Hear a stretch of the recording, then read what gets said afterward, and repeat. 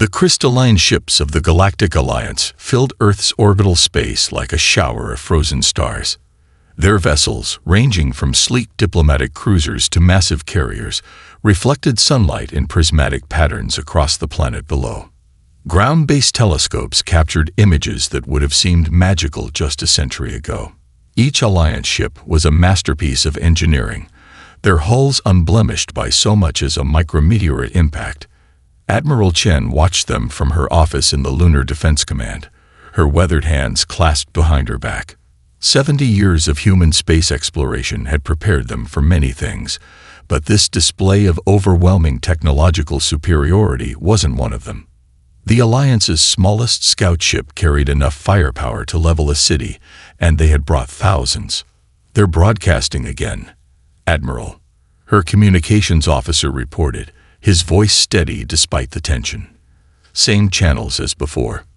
"Put it through," she ordered, turning to face the holographic display that materialized in the center of her office.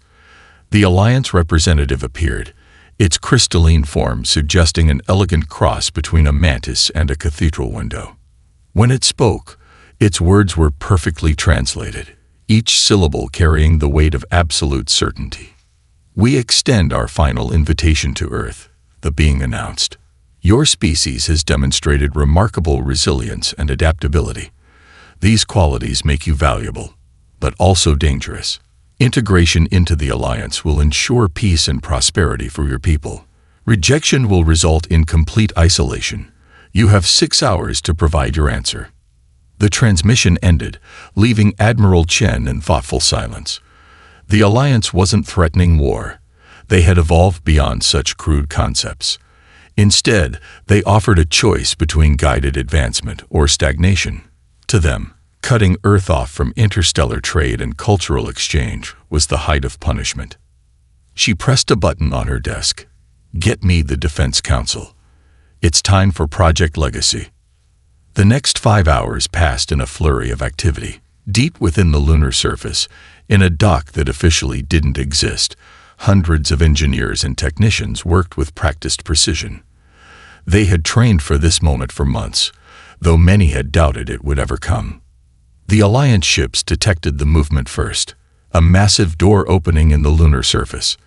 Their sensors registered something emerging, and for the first time in their collective memory, confusion spread through their ranks.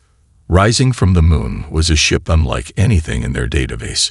Its hull was dark gray, weathered by time and elements. Smoke rose from its stacks. Actual combustion products, not the clean energy signatures they were accustomed to. Most puzzling of all, parts of it showed damage, ancient damage, carefully preserved rather than repaired. "Admiral," one of her officers called out, "the Missouri is ready. Captain Reynolds reports all systems are functioning within expected parameters." Chen allowed herself a small smile. The Alliance had expected humanity to either submit or respond with their most advanced technology. Instead, they were sending a piece of history, restored and modified, but fundamentally unchanged from its days of sailing Earth's oceans. "Send to all Alliance frequencies," she commanded. "The following is humanity's response to your invitation." The Missouri's engines fired, a combination of traditional propulsion and gravity drives creating a unique signature. As it moved toward the Alliance fleet, its original turrets rotated with deliberate slowness, not in threat but in demonstration. Every movement was a statement. We remember where we came from. We honor our past, and we carry it with us into the future. The Alliance's response was immediate. Their sensors focused on the approaching vessel, trying to categorize this apparent contradiction. A warship that was also a museum, a relic that moved through space with purpose. They were about to learn that humanity's greatest strength wasn't in their technology, but in their connection to their own history. 6 months earlier, Dr. Sarah Chen's office in the Cultural Institute resembled an archaeological dig more than a research facility. Holographic displays showing alien cultural records competed for space with traditional paper notebooks and centuries-old military manuals. Coffee cups formed a miniature cityscape on her desk, each containing varying levels of cold caffeine that had fueled her latest research binge. She reached for her latest cup, found it empty, and sighed. The answer was here somewhere, hidden in the intersection between human military history and alien psychology.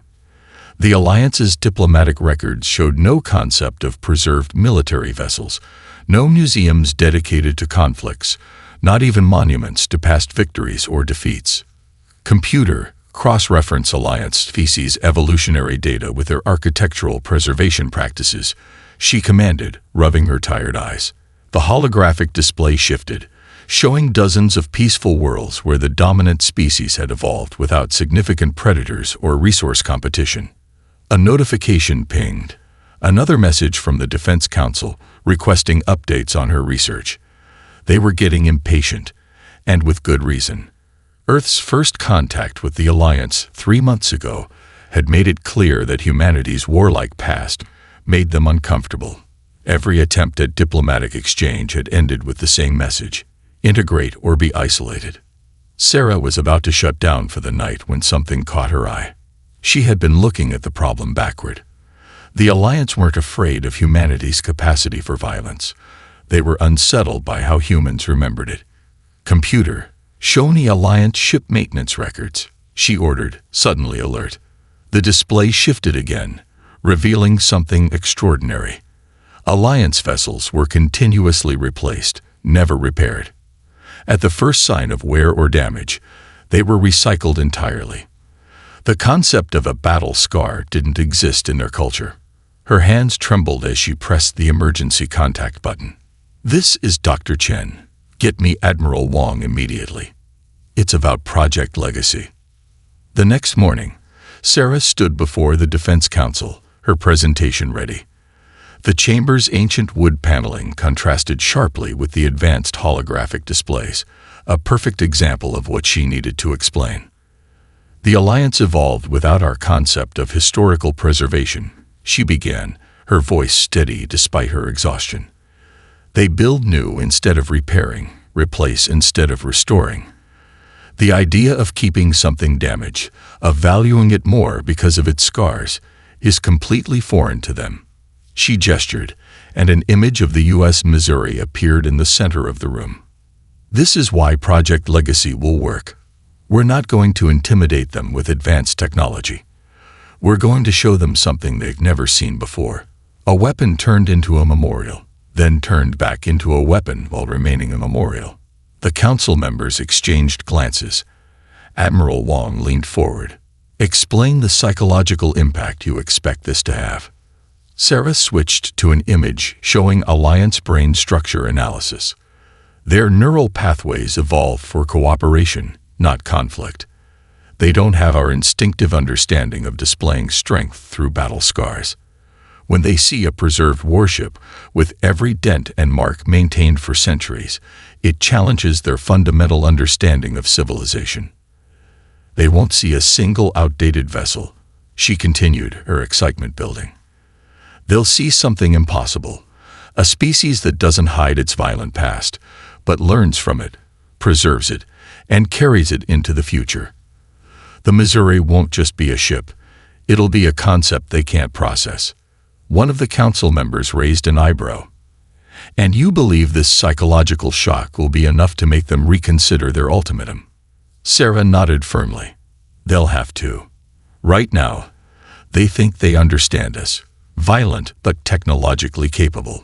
The Missouri will show them how wrong they are. We don't just remember our history, we keep it alive. That's something their psychology isn't equipped to handle. The chamber fell silent as the implications sank in. They had been preparing for a show of force, but Dr. Chen was proposing something far more sophisticated, a demonstration of humanity's unique relationship with its past that would shake the Alliance's worldview to its core. Hidden beneath the lunar surface, Dock 7 hummed with activity. The U.S. Missouri floated in a massive chamber, surrounded by scaffolding that seemed to fade into the shadows above. Chief Engineer Marcus Puttle stood on the observation deck, watching his teams work with the precision of a well-rehearsed orchestra. The quantum field generators need to be integrated with the original hull structure, he instructed through his comlink.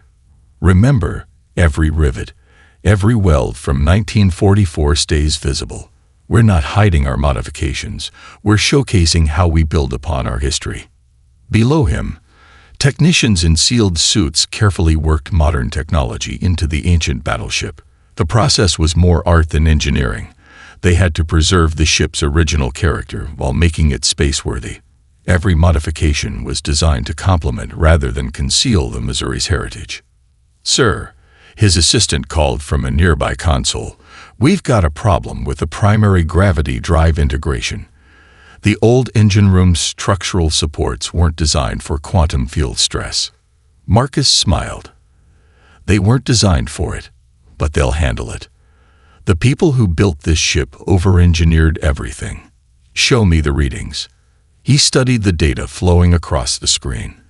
The Missouri's original builders had used steel thick enough to withstand point-blank battleship fire. With some creative field manipulation, those same structures could channel quantum forces just as effectively as modern materials. "Adjust the field geometry to follow the existing support patterns," he ordered. "Don't fight the old design. Work with it. This ship survived decades of naval warfare. She knows what she's doing." The modification process had been ongoing for months. Every system needed to serve multiple purposes. The original turrets would still fire their massive shells, now guided by gravity fields for space combat. The boilers would generate both steam and quantum plasma, the latter hidden within the former's thermal signature. Even the ancient radar arrays would house modern sensors while remaining functionally identical to their World War II counterparts. "Chief," one of the senior technicians approached, holding a tablet. "We've finished installing the atmospheric containment systems. But sir, we've preserved all the original wooden decking as requested. Are you sure about this? Modern composites would be safer." Marcus ran his hand along a nearby support beam, feeling the history beneath his fingers. "The wood stays. When the Alliance sees our crew walking on real oak decks in space, they'll start questioning everything they think they know about us. That's the whole point." He turned to face his team, gathered around for the evening briefing. "Every species in the Alliance builds their ships from scratch, uses them until they show wear, then replaces them entirely. They've never seen anything like what we're doing here." The chief engineer gestured at the massive vessel behind him. "We're not just making the Missouri spaceworthy. We're showing the galaxy how humanity views its heritage. Every preserved battle scar, every original fitting we maintain, tells our story. When their sensors detect century-old teak wood functioning perfectly alongside quantum field generators, it'll challenge their entire worldview." The team worked through the night, their efforts illuminated by carefully positioned lights that made the Missouri's war-worn hull gleam. They installed gravity plating beneath original steel deck plates, quantum stabilizers behind authentic gauge panels, and modern computer systems that would display their data on restored mechanical instruments. As his shift ended, Marcus stood at the bow, where the ship's original name still proudly displayed its heritage. He placed a hand on the hull, feeling the subtle vibration of both ancient and modern systems working in harmony. "Ready for one more mission, old girl," he whispered. "This time, you won't just be carrying our military might. You'll be carrying our history, our culture, our way of life.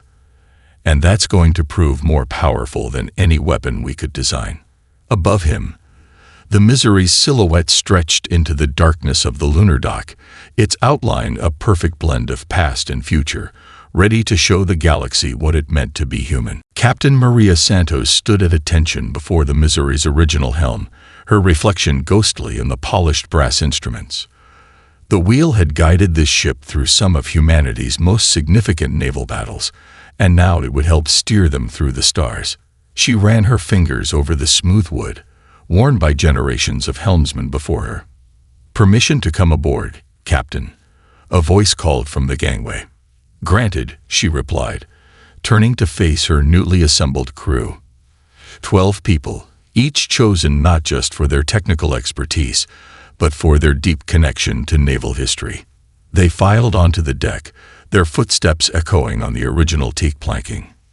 "Lieutenant James Chen," ship's historian and tactical officer, carried a leather-bound logbook, a family heirloom from his great-grandfather who had served on a similar battleship. All crew present and accounted for.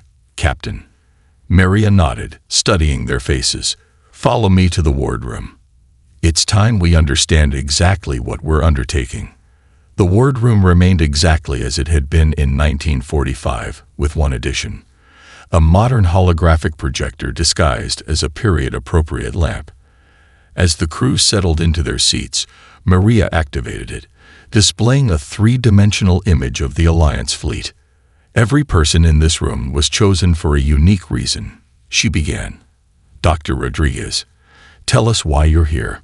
The ship's engineering specialist smiled, her eyes bright with enthusiasm. My doctoral thesis was on the evolution of naval steam engineering. I can operate both the original boilers and the quantum field generators we've integrated into them. More importantly, I understand how they represent humanity's technological journey. Maria nodded. Lieutenant Parker. A young woman with calloused hands stood. 3 generations of my family served as gunners' mates. I've spent 10 years practicing traditional naval artillery techniques while also mastering modern weapon systems. I can load and fire these turrets the old way, even in zero gravity. One by one, each crew member shared their connection to naval history and their modern expertise. They weren't just qualified. They were living bridges between past and future. The Alliance expects us to either submit or fight, Maria continued. Instead, we're going to show them something they've never seen before. Every morning, we'll raise the colors using the original signal flags alongside modern beacons. Every watch change will be marked by the ship's bell, its sound carried through space by our field generators. She brought up another hologram, this one showing the Missouri's modified systems. We're not hiding our technology. We're demonstrating how we integrate it with our heritage. When we fire the main batteries, it won't just be a show of force. It'll be a demonstration of how humanity preserves and builds upon its past. The ship's doctor, Sarah Mitchell, raised her hand. Captain, I studied the Alliance medical records. Their species evolved without our concept of generational memory. How do you think they'll react to seeing us actively maintaining century-old traditions? That's exactly what we're counting on, Maria replied. Every deck plate, every brass fitting, every carefully preserved battle scar tells our story. We're not just a warship or a museum piece. We're a testament to humanity's relationship with its own history. She stood, moving to the wardroom's viewport where Earth hung like a blue jewel against the black. The Missouri fought in humanity's greatest conflicts, then spent decades teaching new generations about those same battles. Now she'll serve again, not to wage war, but to show the galaxy who we are. The crew sat in thoughtful silence, each feeling the weight of history around them. They weren't just operating a ship, they were carrying humanity's cultural heritage into space. Take your stations, Maria ordered. Let's show the Alliance what it means to be human, not through force, but through the power of memory, tradition, and the courage to learn from our past rather than hide from it. As her crew dispersed, Maria remained in the wardroom for a moment longer, looking at the old photographs lining the walls. The Missouri had always been more than just a ship. She was a keeper of stories, a bridge between eras. Now she would bridge the gap between worlds. The Missouri glided through space with dignified grace, her ancient hull gleaming under the distant sunlight. On the bridge, Captain Santos watched the Alliance fleet grow larger on their original radar displays, the modern sensor data seamlessly integrated into World War I-era instruments. All stations, commence Phase 1, she ordered, her voice calm and measured. Lieutenant Chen, begin historical broadcasts. James Chen activated the communication system, his fingers dancing across both vintage radio equipment and quantum transmitters. Broadcasting on all frequencies, Captain. Starting with the Missouri's commissioning ceremony, June 11, 1944. Through space, the sound of a naval band playing Anchors Away traveled via carefully modulated electromagnetic waves. The Alliance ship's sensors detected something unprecedented: purposeful transmissions of historical data, carried by both primitive radio waves and advanced quantum signals. Alliance vessels are responding, Captain, Lieutenant Parker reported from her station. They're requesting clarification about the audio transmission. They don't understand why we're sending recordings of ancient ceremonies. Maria smiled. Send them the full historical package, every battle, every ceremony, every port call. Let them see how we've preserved not just the ship, but every moment of her service. The Alliance commanders received a flood of information. Videos of the Misery's World War II service played alongside recordings of peacetime diplomatic missions. They watched in growing confusion as the ship transformed from a weapon of war to a museum, then saw generations of humans visiting her decks to learn about their own history. Captain, the sensor officer called out, Alliance ships are moving to surround us. Their energy readings suggest defensive posturing rather than offensive preparations. Very good, Maria nodded. Mr. Chen, begin Phase 2. Show them how we maintain our traditions in space. The crew moved with practiced precision. On the forecastle deck, protected by invisible force fields, 2 sailors in traditional naval uniforms began raising the colors. The massive American flag unfurled in the artificial gravity field, while signal flags rose on lines that had held them for over a century. Through the quantum transmitters, they broadcast every detail. The creaking of the original hemp ropes, the snap of canvas in the manufactured breeze, the measured steps of the honor guard. All carefully preserved rituals now performed in the void between worlds. Alliance vessels are scanning us intensively, the sensor officer reported. They seem particularly focused on the organic components, the wooden decks, the cloth flags, the leather grip on the wheel. Maria stood from her captain's chair, moving to stand by the original compass binnacle. Send them the maintenance logs. Show them how we've preserved these materials for generations, how we replace each wooden plank with wood from the same forest, how we weave flags using traditional methods. The Alliance commander's confusion was almost palpable in their communications. Their ships, perfect crystalline structures that had never known repair or restoration, hung motionless as they tried to comprehend a vessel that wore its age with pride. They're requesting permission to send observers, Captain, Chen announced, surprise evident in his voice. They want to watch our next watch change ceremony in person. A murmur of excitement passed through the bridge crew. This was more than they'd hoped for. The Alliance was showing curiosity rather than just confusion. Grant permission, Maria ordered. Prepare the ceremonial side boys. Let's show them how humanity welcomes visitors aboard a naval vessel. As the crew prepared for their guests, the Missouri continued her stately progress through space. Every creak of her boards, every toll of her bell, every flutter of her flags sent ripples of uncertainty through the Alliance fleet. They had expected to find savages or children playing with advanced technology. Instead, they found something far more challenging to their worldview. A civilization that didn't simply remember its history, but kept it alive and operational among the stars.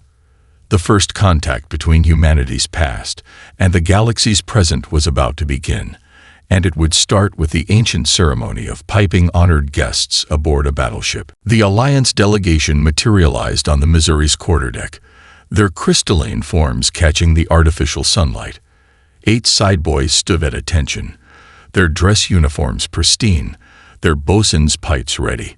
The ancient ceremony of piping aboard had welcomed countless dignitaries throughout history.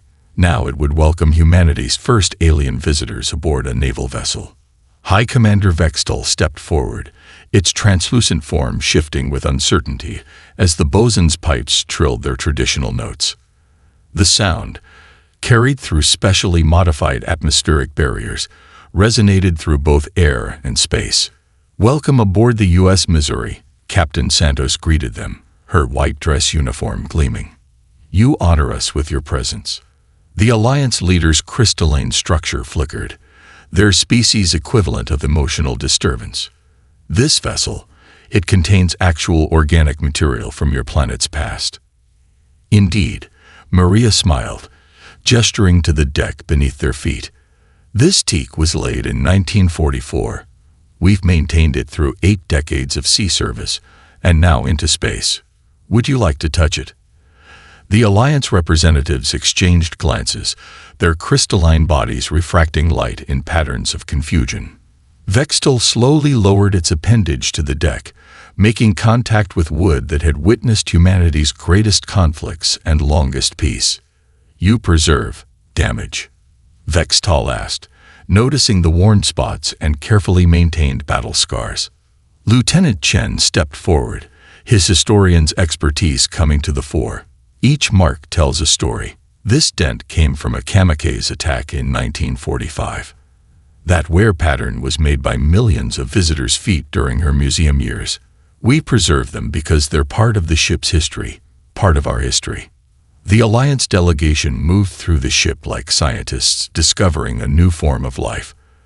They examined the brass fittings, each one polished daily by hand.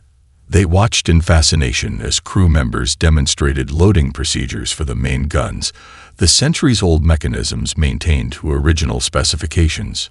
But why? Asked Secondary Commander Tellera, studying a preserved bullet hole in a bulkhead. Why not simply build new?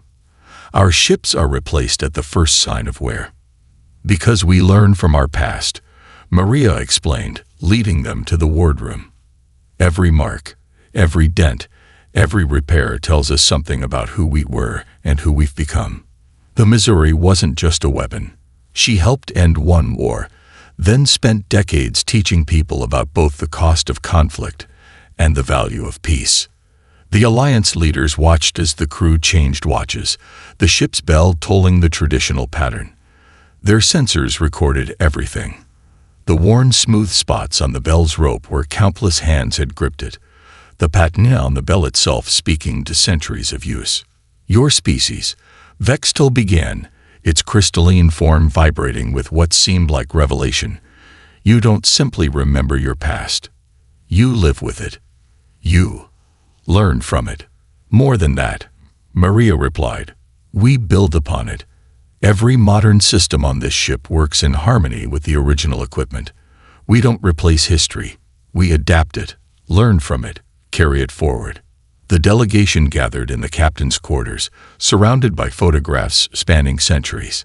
Images of the ship in war and peace, as both weapon and teacher, filled the walls. The Alliance representatives studied each one, their crystalline bodies reflecting complex patterns of light as they processed this new understanding of humanity. We had thought, Vextal admitted, that your preservation of military vessels indicated a dangerous fixation on warfare. Now we see it as something else entirely. You preserve these vessels not to glorify conflict, but to remember it, to learn from it. Maria nodded, watching as the alien leader traced the grain of her wooden desk with an appendage. The Missouri isn't just a ship or a museum piece.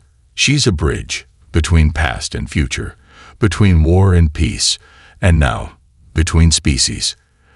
The ship's bell sounded again, marking the hour as it had done for generations, its sound carrying through space as a reminder that some traditions transcend time, place, and even the boundaries between worlds. Dawn broke over Earth's curved horizon as the Missouri prepared for her most important demonstration.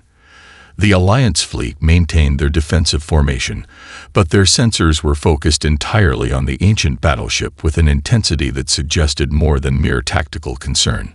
All hands to battle stations, Captain Santos ordered, her voice carrying through both modern speakers and traditional brass voice tubes.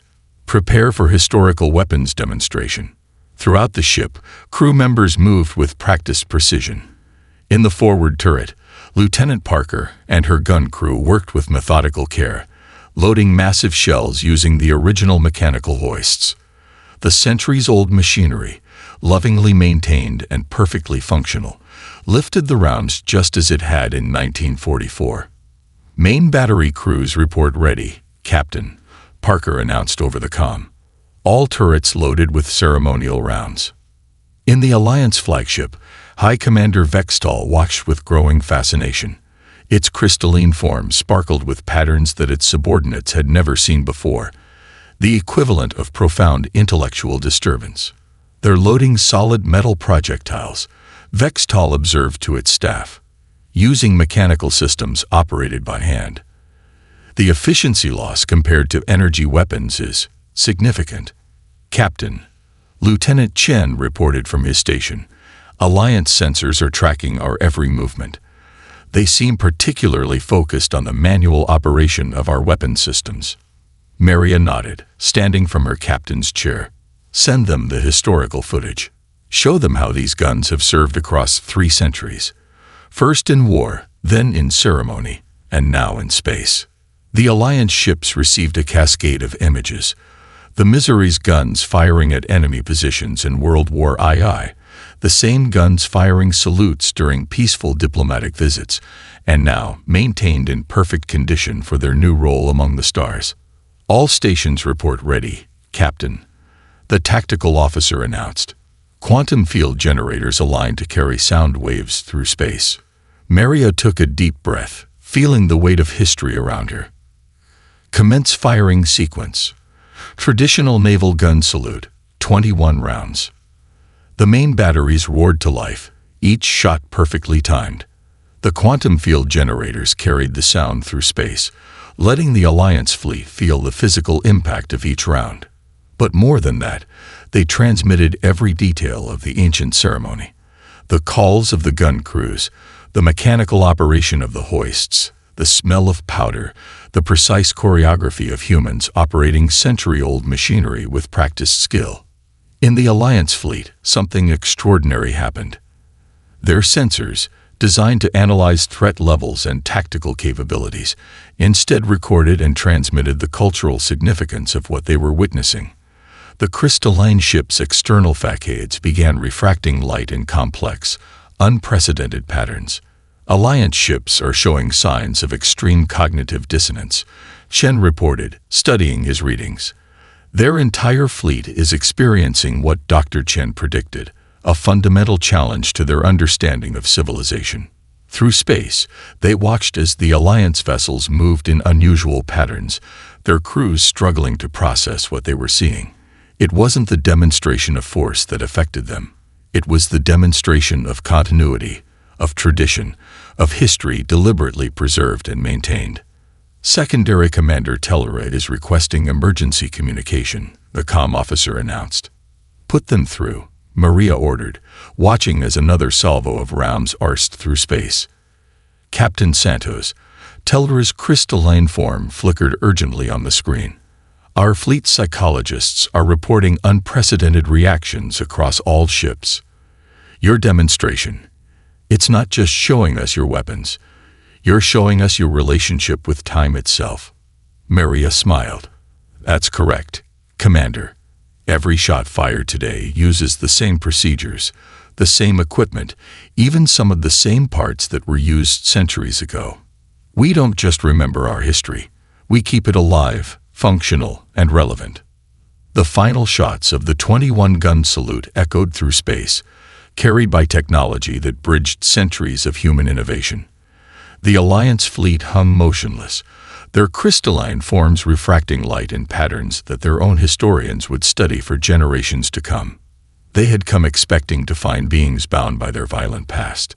Instead, they found a species that had mastered time itself, turning memory into a bridge to the future. The Misery's wardroom had never hosted such an extraordinary gathering.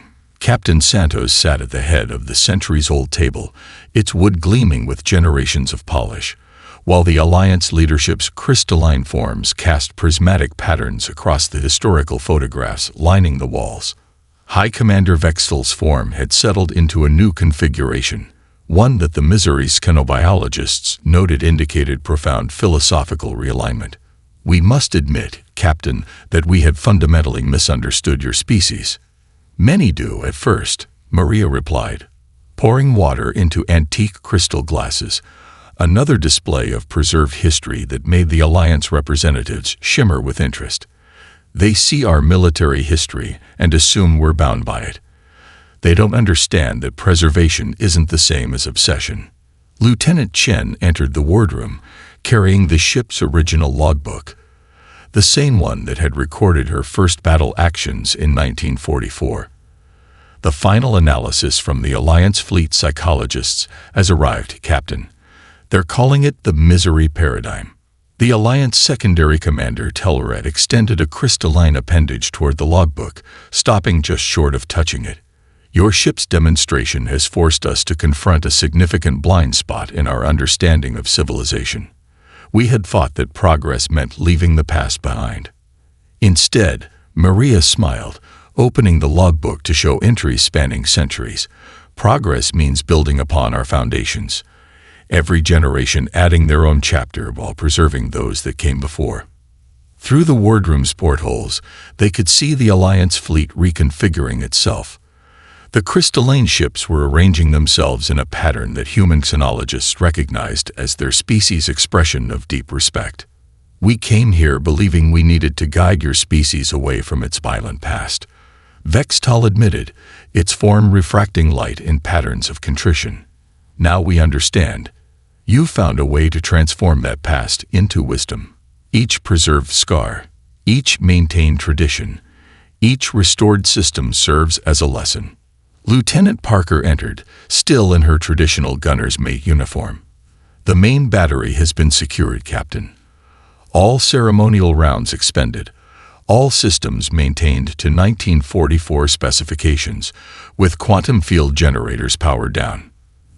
The Alliance representatives tracked her movement with fascination, their sensors detecting both the ancient cloth of her uniform and the modern environmental systems seamlessly integrated within it.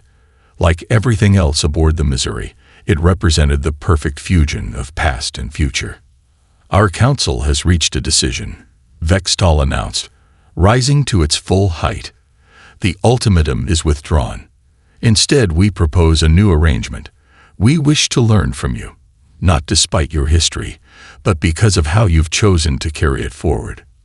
Maria stood, her white uniform reflecting centuries of naval tradition.